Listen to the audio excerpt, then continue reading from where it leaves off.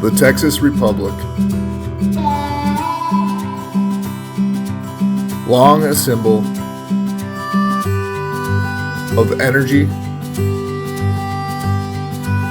independence, and freedom. The residents of this state have a grit and a grind that embodies America. It is of no surprise that they would be involved in an event like this.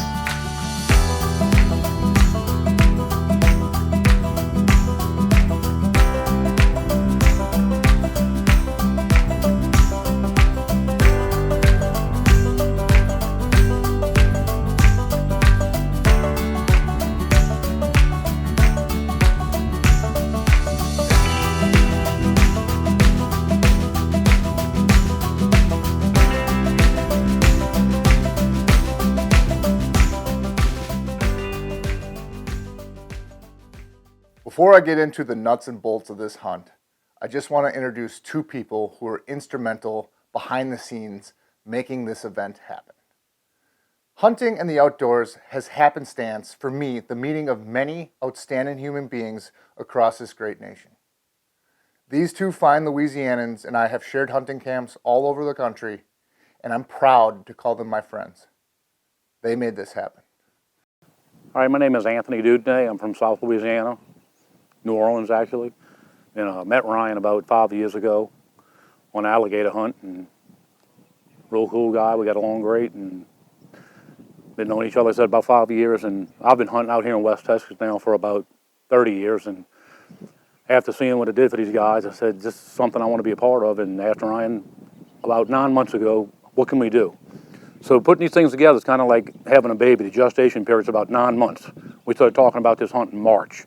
And here we are in the end of December.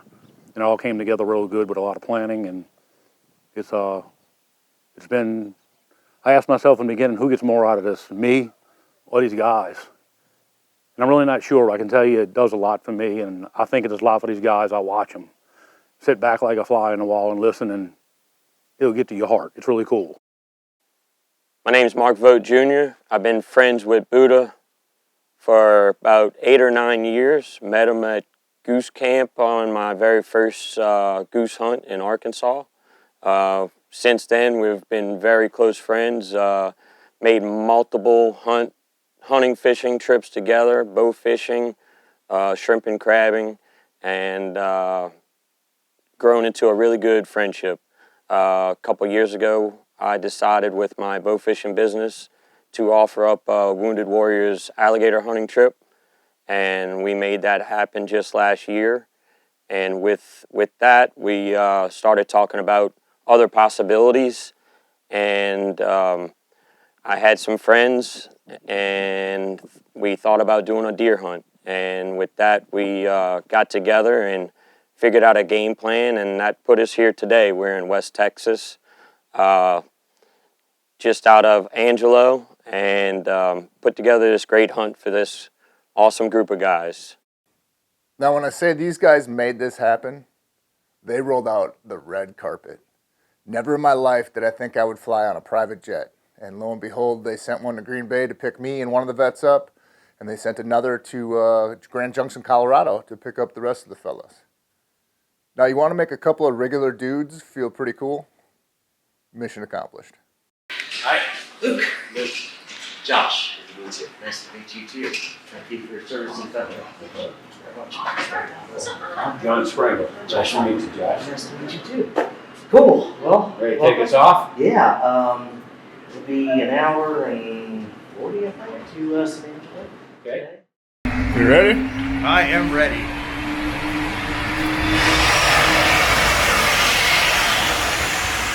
Hello world, wake me up to another good morning, time to go. Got that smile upon my face, 'cause there's excitement in the chase, this I know. Yeah, I'm going for the ride and find myself, I am alive, and I soar.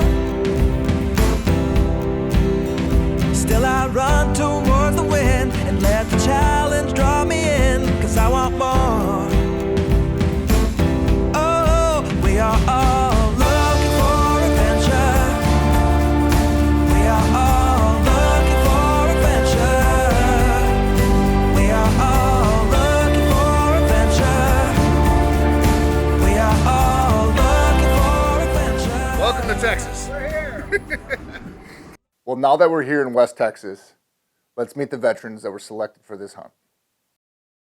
Hi, my name is Justin Allen Masters. I was in the United States Marine Corps. I'm from Houston, Texas. I deployed to Iraq in 06-07 and Afghanistan in 04-05. I got 2 Purple Hearts while I was in Iraq from 06-07. Hi, I'm Herb Casey from Whitewater, Wisconsin. I was a member of the Marine Corps. I served in the service from 1967 till 1970, and I was in Vietnam. I'm a combat injured veteran, and I'm retired and here at deer camp. My name is Luke Springle. I am from Castle Rock, Colorado. I was in the Army for 10 years, did 3 deployments, got hurt on the last one, and now I'm here hunting. So I've been probably hunting deer for 15, 20 years, and I've always been on somebody else's land, and they only would let me shoot does my entire life. So this was my actual first time to pull the trigger on a buck. I'm an avid deer hunter in the state of Wisconsin, both bow and gun, and I really enjoyed it. But waiting in Wisconsin for an opportunity is very far and few apart. I have very limited hunting experience prior to this, and so being able to come to Texas and have this opportunity to hunt a deer that I don't have in my state very much. I don't think I've ever seen a whitetail. One thing I like to do and haven't done in a while is show the food of the locale. And I know we're in West Texas, but the 504 boys are in camp, so you know you're eating Cajun. And let me tell you, there was 0 complaints. We also got to try a rib cap, which is a unique cut of meat from Lone Star Beef Company, and I don't think I've ever had a cut of meat that even compares. It was awesome, so check it out. What you got cooking, Mr. Anthony? Some red beans and rice.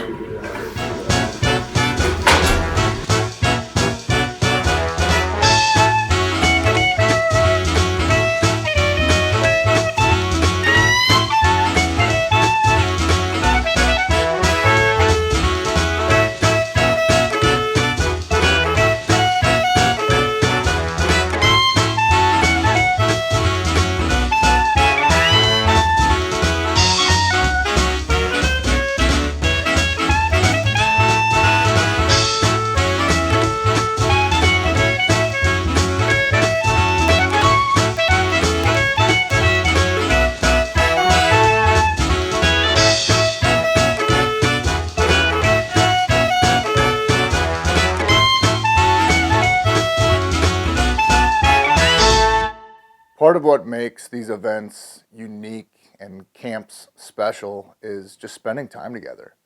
And I think just the sitting down and breaking bread together really encompasses that. Now that we got the grubbing out of the way, let's get after some big free-range Texas whitetail. Let's go hunt.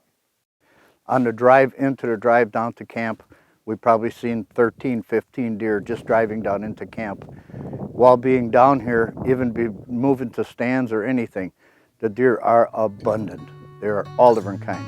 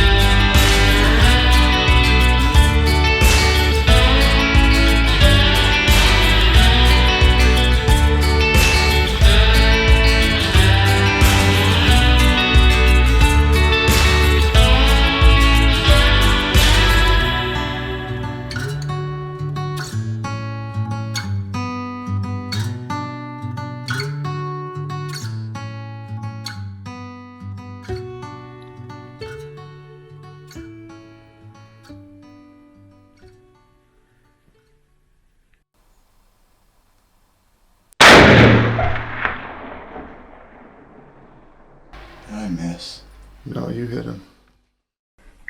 What just happened there? I think I just got my first bug ever.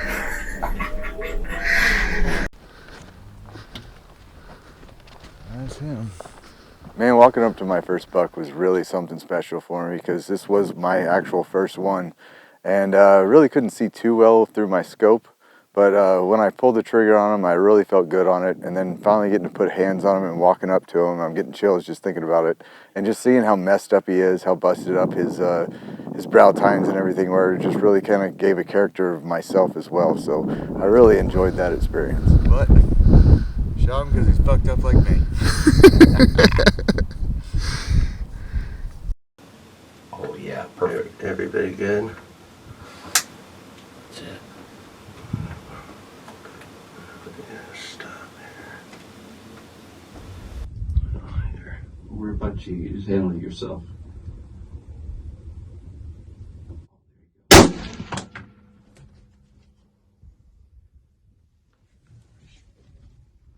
damn it. Oh, good. He's hurt.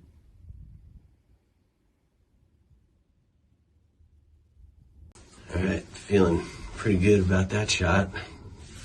I think that was the one from yesterday that I passed on, so glad it came back and got a round out of the barrel and go find him now. First deer.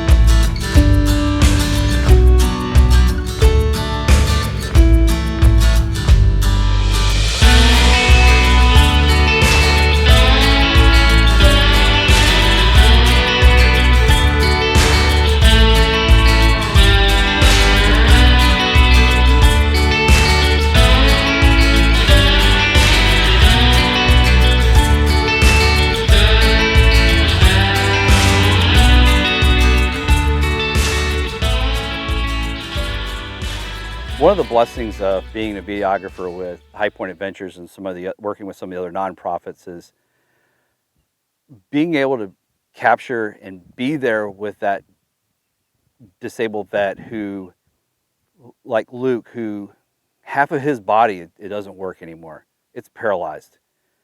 And know that he thought he could never do something like this, and get to be in the blind with him and watch him with one arm smoke a whitetail, the very first deer he's ever killed in his life, and sharing that excitement and that camaraderie, not only as veterans, but also hunters.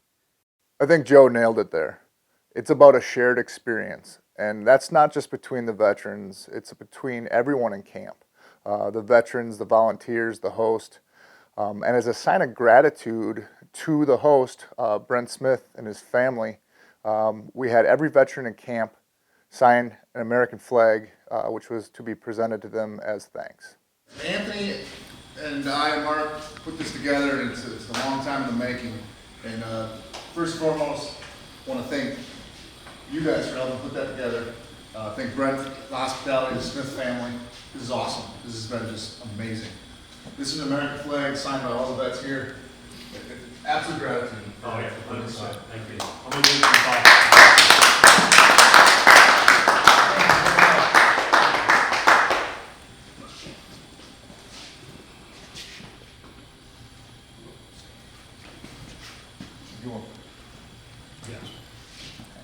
You don't get out of this scot-free, you know. Oh, I get it.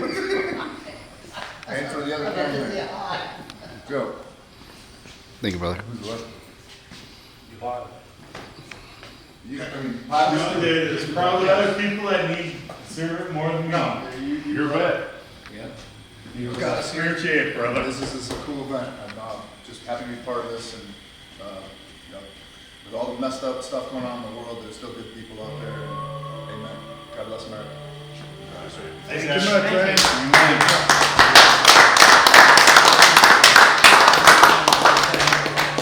Take it on.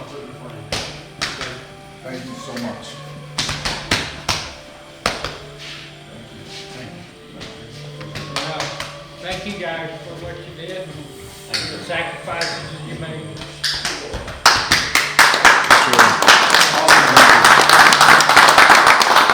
Guys like us can sleep good because we know you guys are protecting us. That's right. That's right. You know, I'm thankful for the Smith family for, you know, putting us up and letting us do this, giving all of us the opportunity, giving me the opportunity to do something I wouldn't otherwise have the opportunity to do. You know, Donald and Anthony cooking and helping, you know, skinning and cleaning deer, Mark, all the guys just jumping to, helping do all the work that, you know, I can't jump and do all on my own. So it's very thankful for all the help from everybody. I want to thank the Smith family for the hospitality of letting us use their ranch. They have an excellent bunkhouse. We've just had a great time. The food is fantastic. I want to thank the guys from Louisiana, Mark, Anthony, and Donald. They're just great. Everybody's worked so perfect. There's just a flawless attitude here for hunting. I would really want to thank everybody for just the straight hospitality that you guys have given us while we were here, all the food that you provided us out of your own pockets, and just Mark and Anthony and Donald and everybody else who put this together, the Smith family. Just meeting you guys have been, you know, kind of a once-in-a-lifetime experiences. This is a pretty cool place to be at. I appreciate everything. It's been a really great time. Everybody learned a little bit about everybody, quite a few laughs and good times, and it's been a blast. I know I enjoyed it, and from the smiles on their face, I know they enjoyed it. So I'm very thankful to having the opportunity to put on an event or help put on an event for these guys, and it was an awesome experience. Hoping to do it again sometime in the future. You know, I've been one or two other veteran hunts. This is the first one we did that my father was involved in, and my father's a Vietnam vet. And having him out here with these guys, I don't have to see Dad talk about it, but to sit back and listen to my dad talk about it, and it's obviously been a little emotional, but again, very rewarding. And it means a lot to the guys also. But it goes back to, like I said in the beginning, it's a question, who gets more out of this, me or them? I don't have the answer for that one, don't know if I ever will. The experience, just to spend time with them, listening to stories they tell of not just personal life, but some of the military experience and all that just gives you a different perspective on things and makes you super thankful to get to know them, and super thankful and fortunate to know that, you know, we've got guys like this serving. More than anything in the hunt, what I've really enjoyed is just sitting around and joking and enjoying the guys' company. Just like-minded people talking about like-minded things that other people just don't get and don't understand, and you can finally open up and really be yourself and just enjoy that you're not going to be judged by the other person sitting next to the left or right of you. You just feel like a big brotherhood. And I barely met the guys, what, 2 days ago now? This is a neat hunt because getting veterans together, you know, vets are the only guys that get vets, so it's good to get everybody circled up and talking about, you know, we can talk about our experiences and everybody gets it, and we've all got shared experiences, and we can kind of open up about that and not have to maybe watch. You know, we know the other guys, you know, everybody's going to understand here. And with my injuries, I didn't think I'd be able to go on hunts like this. Just me going out by myself doesn't really work like that. I'll go hunt, you know, and I can't do that without a lot of help. And so it's nice to have an opportunity where you're around guys that know you're a vet and they know you're a disabled vet, and you know, they're willing to help you. I'm not being a pain to anybody when I say, hey, I need you to hold this or help me with that. I don't have to worry about being a burden. I've noticed, and it's been very helpful to Luke, is, you know, being back in civilian life, he doesn't have as much exposure to his comrades, you know, people that live the same life that he did. And these trips, this interaction with other vets, including other disabled vets, really, I think, helps Luke connect both with them, but then I also think it makes it better when he goes back and he's back in civilian life again, with his family, with friends, people who may or may not have any real understanding of military life. And so I think that's him being able to kind of jump in and jump out of that and having these opportunities to do that. It's been a real help for him. But when you have a community and people like this that put events like this together and give, it's healing. And when you can visibly see change for the good in men in less than a week, that's why we're doing this. I know what we're doing is helping. But to be able to take someone who is in a different state than I am and show them, yes, you can do this. It is possible. It may take a little bit more work, and watch them work the problem set and figure it out. And okay, this is the most ideal thing, but I'm going to make it happen. And watch that light start shining again and seeing their growth and their development. It's just amazing. And then getting able to keep up with them, and then sharing that excitement, knowing that their family's going to be excited for them for an opportunity that they got to do that they weren't sure how it was going to happen, but it happens. And it's just a blessing for me to be part of this adventure we call High Point Adventures.